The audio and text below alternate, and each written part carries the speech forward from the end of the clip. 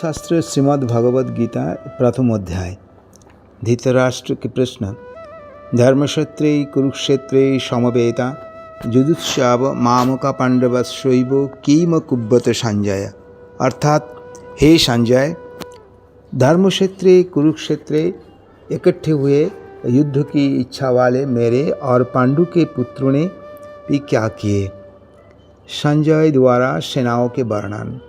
दृष्टा तो पांडवाणिकं बुढ़ं दुर्योधनस्तदा आचार्यम मुपसंयम्य राजा वचनम अब्रवीत। अर्थात इस समय वज्रव्यूह से खड़ी हुई पांडव सेनाओं के देखकर और द्रोणाचार्य के पास जाकर राजा दुर्योधन ने बोला, हे आचार्य, आपके बुद्धिमान शिष्य द्रुपद पुत्र धृष्टद्युम्न ने द्वारा व्यूह के रचना में खड़ी की हुई पांडवों के इस बड़ी भारी सेनाओं के देखिए। यहाँ पांडवों को सेना में बड़े बड़े शूरवीर है, बहुत बड़े बड़े धनुष है, युद्ध में भीम और अर्जुन के समान है। युयुधान, राजा विराट और महारथी द्रुपद, धृष्टकेतु और चेकितान, पराक्रमी काशीराज, पुरोजित और कुंती भोज, मनुष्य में श्रेष्ठ शैव, पराक्रमी युधामन्यु, उत्तमौजा, सुभद्रा पुत्र अभिमन्यु और द्रौपदी के पांचों पुत्र भी सबके सब महारथ। महारथ के अर्थ है युद्ध में अकेले ही एक साथ 10,000 धनुर्धारी योद्धाओं का संचालन कर सकता है। हे द्विजोत्तम, हमारे पक्ष में भी जो मुख्य है उन पर भी ध्यान दीजिए।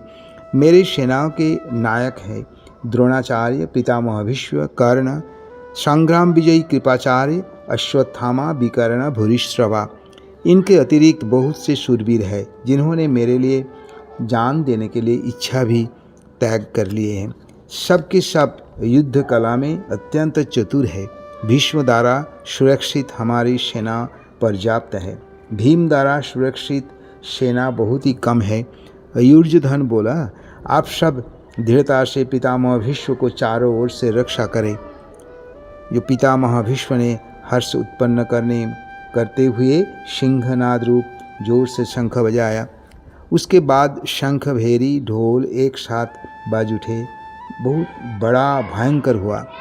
अजयथनाद, सफ़ेद घोड़े से युक्त रथ पर बैठे श्री कृष्ण और अर्जुन ने भी दिव्य शंख बजाया। श्री कृष्ण पंचजन्य, अर्जुन देवदत्त, भीष्म पंडो नामक महाशंख, युधिष्ठिर ने अनंत विजय, नकुल सुघोष, सहदेव मणिपुष्पक बजाए। उसके साथ शिखंडी, धृष्टद्युम्न, राजा विराट, सात्विकी, अभिमन्यु अलग अलग शंखनाद से आकाश और पृथ्वी को भी गूंजाते हुए सबके सब सेनाओं के हृदय विदीर्ण कर दिए। अर्जुन का सेना निरीक्षण। शस्त्र चलाने की तैयारी हो रही थी।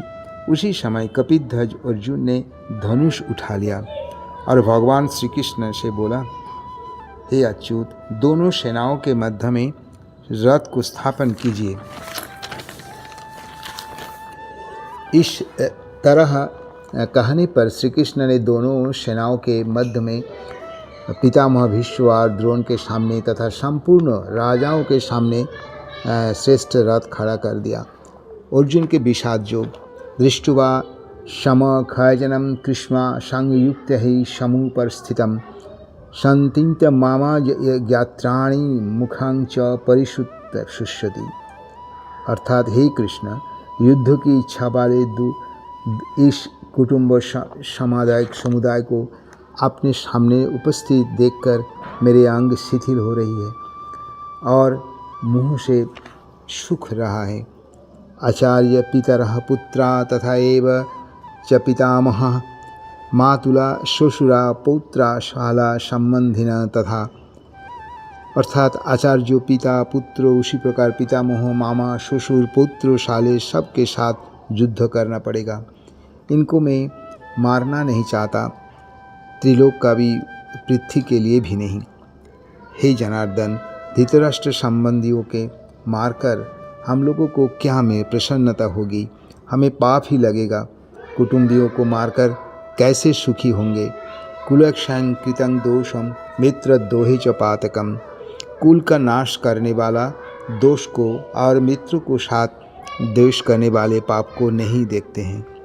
कुलक्षयं प्रणश्यन्ति कुल धर्म सनातना, अर्थात कुल का क्षय होने पर सदा से चलते आए कुल धर्म नष्ट हो जाता है और धर्म का भी नाश होने पर संपूर्ण कुल को अधर्म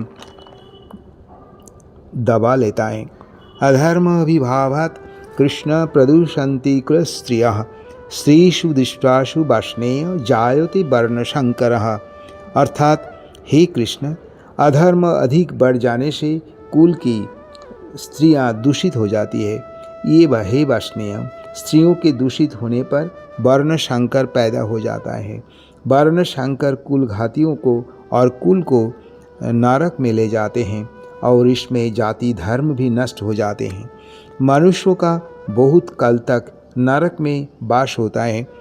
खेद की बात यह है कि हम लोग बड़ा भारी पाप करने के लिए निश्चय कर बैठे हैं, जो कि राज्य सुख लोभ से स्वजनों को मारने के लिए तैयार हो गए हैं। अगर धृतराष्ट्र के लोग मुझे मार भी दे, वह भी मेरे लिए बड़ा हितकारक होगा। यह कहकर शोकाकुल अर्जुन बाण सहित धनुष त्याग करके युद्ध भूमि में रथ के ऊपर बैठ गए।